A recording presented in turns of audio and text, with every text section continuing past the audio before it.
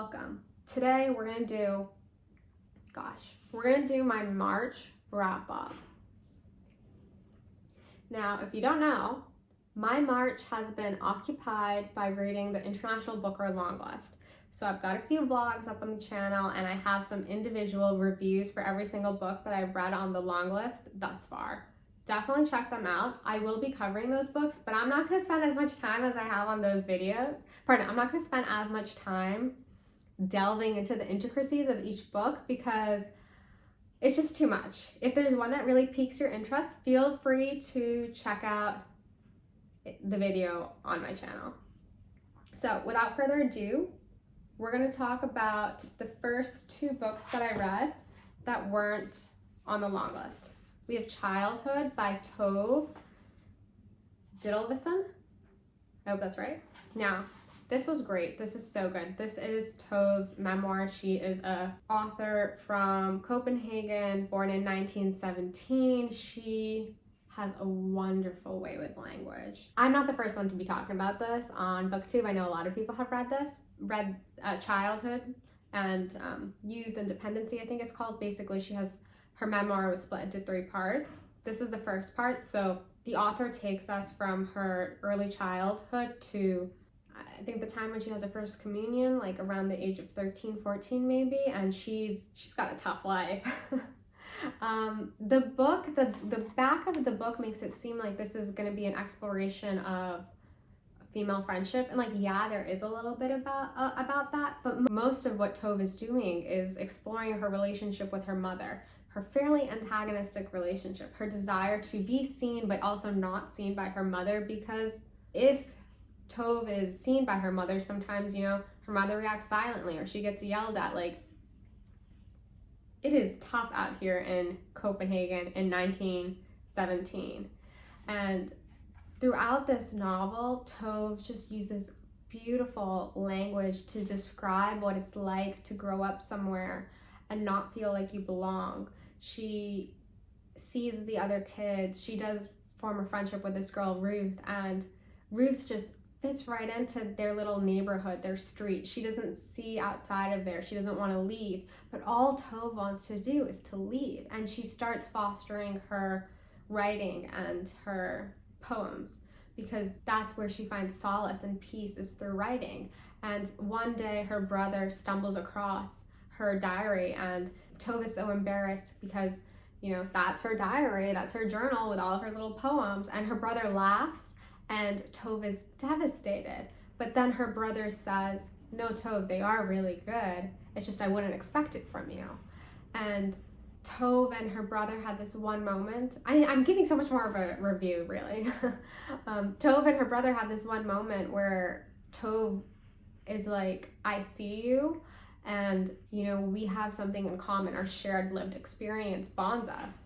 And the brother kind of breaks down and he's like, "All I want is to build a life of my own, to have something." He's like, this life, the poverty that they're faced with is just so tough, and it hurts. And the Tove is able to have this incredible, I think, very mature response where she's just like, "It's not just you. I don't have it, and our parents don't even have that. We all are searching for this freedom, for this economic freedom, but we don't have it. We can't even have privacy in this space." So read it.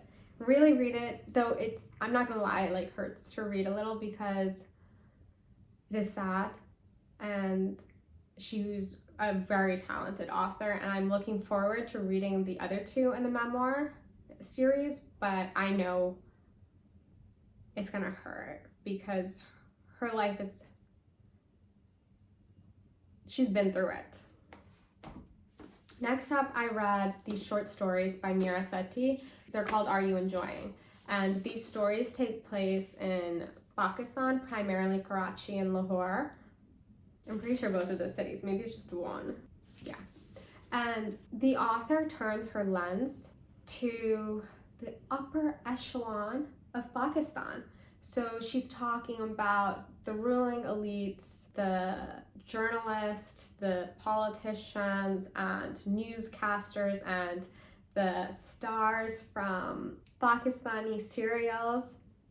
It was great because I can see this world and these people so clearly, and it's so like great to see something I know so well. You know, like I understand this world, these problems. To see that reflected in short stories is so cool and so great. The characters and the details, stunning. Love it. There are times, obviously, it is the nature of short stories where one or two of the stories ends, and I kind of felt like the ending was a little incomplete, but really great language, and I did enjoy it. And I think the observations about South Asian society, the nature of fame and power dynamics, most likely I would read a novel by this author, so I'm excited to see what happens next. Okay, now we're going to talk about the books that I read for the International Booker long list. First up was Phenotypes. I don't have my copy because I sent it off to Kieran so he can have a little read with it. And that is a story about a guy having a midlife crisis in Brazil and grappling with his identity as a white passing Black man and the nature of life in Brazil and what does it mean to be turning 50 and where should you go with your life and what constitutes a life well led, you know, all of these things. That's what's happening there. It was not the most successful for me of the books that I read, but it was cool. It reminded me of The Sellout by Paul Beatty. So then we're gonna move on to some of the other ones. Oh, I'm not to sneeze. Claudia Knows by Elena. That's wrong. That's not it. Elena Knows by Claudia Pineiro. This is a great story. This is a story of a 62-year-old woman who has Parkinson's disease who is trying to find out who murdered her daughter. And in order for her to do that, she needs to travel across the city, consuming the pills that mitigate the symptoms of her disease in order to find an able-bodied person who can help her, because no one else is going to help her. This is really a story about how Elena's knowledge as a mother, that conviction fuels her, even though Elena and her daughter had a very antagonistic relationship. And in this book, the themes, so good. We've got Catholicism, abortion, disability, aging, so much, so good. Please read this. Then we got Heaven by Kawakami. This book was so unsettling to read because this is a story of two kids who are getting bullied so badly. It is incredibly violent and unexpected, and it's a lot. However, what this premise allows the author to do is to engage the reader in a philosophical debate where we really have to ask ourselves, what is the price of passivity? Was that the right way to say that? Where we have to ask ourselves, at what cost is being passive actually enacting more violence? Our narrator is the lens through which we see this story, and he himself has a lazy eye, and that distorts his vision, and he is very introverted and has a hard time speaking up and using his voice, but he tells us, you know, the point of views and perspectives of his bullies, and then also Kojima, this girl who uses the abuse they experience to kind of fuel her belief in their godliness. Yes. This was also a month for short stories, let me just tell you, because there were, three in the International Booker long list, and I've only gotten my hands on 2 of them so far. And then I also read that original short story collection. I read After the Sun by Jonas, Eika. These are hella trippy. These are very otherworldly, out of this world. Jonas has taken our present reality and upped the stakes in order to present a world that is slightly helter-skelter, slightly, you know, off. Things are very weird, very trippy. He's playing with economic structures to show us how our present reality is messed up. You know, the economic injustices in our society are wild, and we are all individuals who are plagued with loneliness.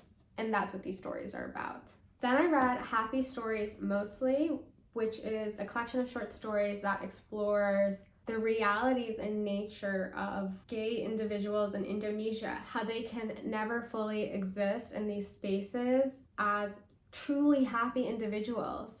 They are mostly happy, but more often than not, very sad.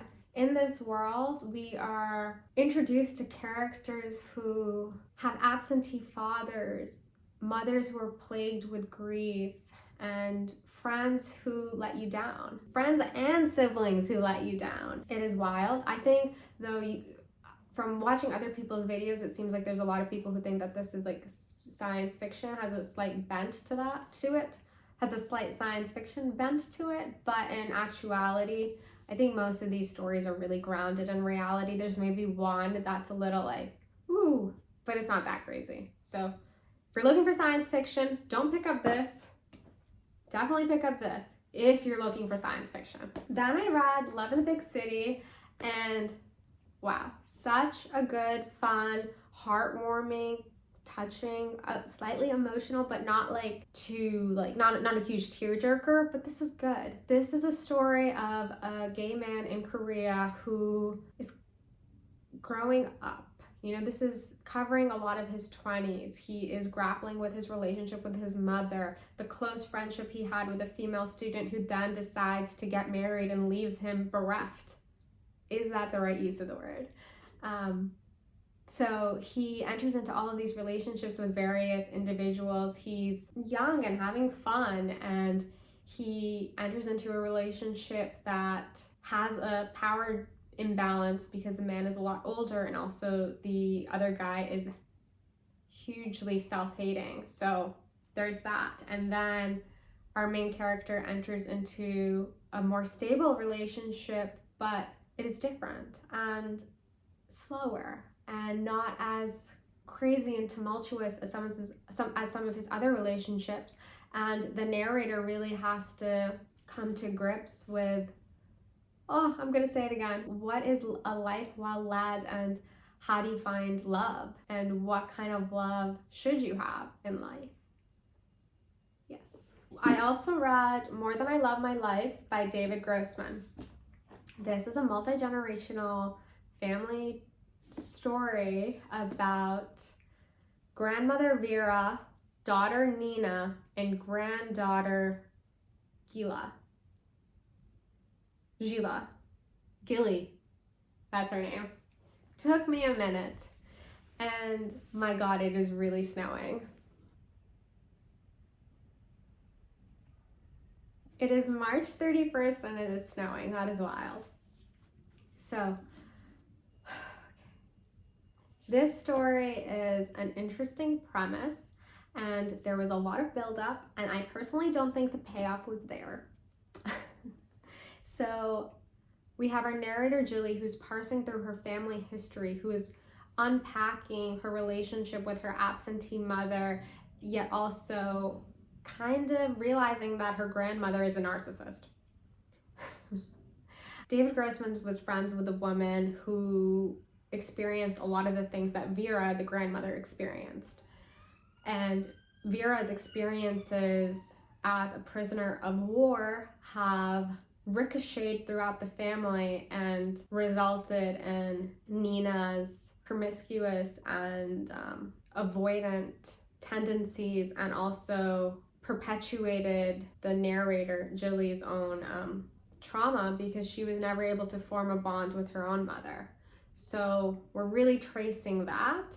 Then today, I just finished up Paradais by Fernanda Melchor. This is a story of two boys who live, this is a story of two boys, one who lives in this very rich, stunning, beautiful residential complex, and then the other boy who happens to work there as a gardener. These two boys enter into a friendship that is really a result of proximity and the fact that Fat Boy, the rich one, has access to liquor, which Polo Boy, the gardener, really wants because Polo's life sucks. He is plagued with his poverty and the reality of his life, which is one that is lacking in opportunity. So this is a story of inequality, but also male rage. And how far will young men go? So there was a lot of reading that happened. So I did a lot of reading this month. I read 9 books and they were heavy. Most of them were pretty heavy. We're, really asking ourselves the big questions. What is a life well led? I have really been going on about that in the last couple of videos, but that is what we're asking ourselves. And also really coming face to face with power dynamics and inequality. And with that, I would love to know what you guys read and if you had any favorites in the month of March, and what are you going to be reading in April? What's happening? Have you read anything on the International Booker long list? What do you think is going to happen? Yes, so many questions, so little time. Okay, I hope you have a great reading month in April. Bye.